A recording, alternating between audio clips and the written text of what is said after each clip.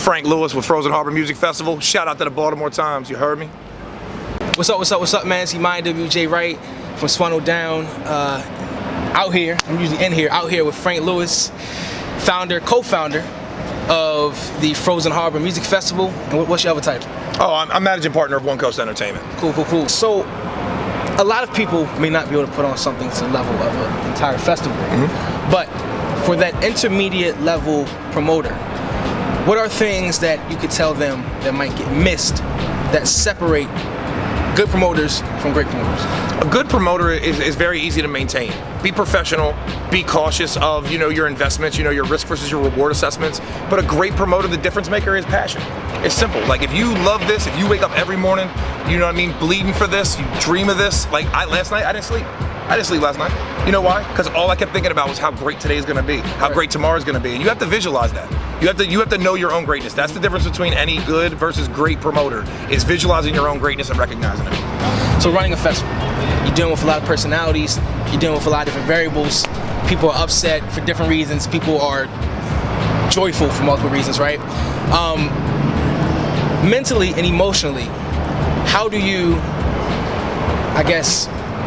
facet your time? Man, I gotta tell you, the truth is that I take everything personal. So the good and the bad, you know what I mean? When the people are like nitpicking and complaining or pulling some diva stuff, it bothers me. It bothers me to my core that I can't make them happy. Right. And the people that I got probably 20 texts this morning from people who bought tickets just telling me how great today was gonna be. Right. And that's why I get up in the morning. And what I do is I prioritize my time based on business. I separate. It's very hard to separate your emotional from the actual physical stuff you're doing. And I am very, very good at separating. I mean, growing up early on, I had to fire 5 of my best friends early on in the music business because they didn't care enough. You know what I mean? So to fire your best friend and maintain that friendship with them afterwards, that's a tough line to toe. Yeah. But they understand for me that my drive was not going to be stopped, and they just gladly, stepped aside. I mean, if somebody calls me up complaining about why don't I get this set time, I deprioritize that from the guy that says, hey man, I'm having a logistical problem getting there on time. Right. You know what I mean? Right. Because if you call me and you're trying to fix things out, or fix things up, you know what I mean? I'm gonna help you do that. If you're calling me to complain, I'm just gonna say and then I'm gonna let you just complain. Right. I'm not gonna engage. I don't have time for that. Right. And if you really go over the top, you won't work with me again. In reference to drive, man, do you find a difference between drive and motivation? I realize a lot of artists always talk to me, especially like the younger ones I work with who are still trying to make it, and always say, well, I lack motivation from day to day. I have a theory on that I'll talk about. What's the difference between drive and motivation?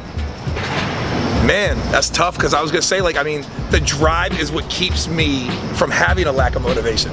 You know what I mean? Like like I said, last night, I was laying in bed, it's 3:30 in the morning, and my girl's like, you should go to sleep. And I'm like, no, and I got up and I got a shower and I pulled my laptop out and I just started, it's like, the drive is what, I can't have a lack of motivation. So for your answer, there is no such thing as lack of motivation for me. I can't have that or this thing doesn't happen. Gotcha. So. Last question, man, before we go out. We had this great festival, a lot of names tonight, Man and Redman.